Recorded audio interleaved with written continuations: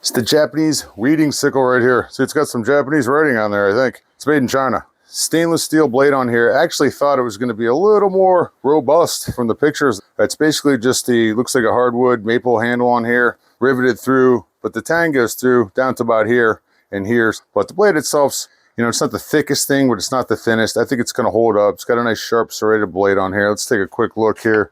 We're looking at 14 inches this way, and the blade itself is about 6 inches in the serrated part. I don't have any areas in my yard that need cut, but this stuff's just gonna cut right through that stuff like butter.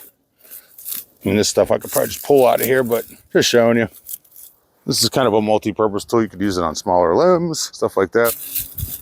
Yeah, just cuts right through this stuff. This stuff I could pull out, but just want to see it cut pretty good. And so it works pretty good for its intended purpose, which is weeds, tall grass, that kind of stuff, brush, good for hacking through stuff. Not so good on bigger limbs and things like that, or live trees. I didn't have the patience to just sit there and saw through it. I just want to hack stuff out of the way. So anyway, not too bad.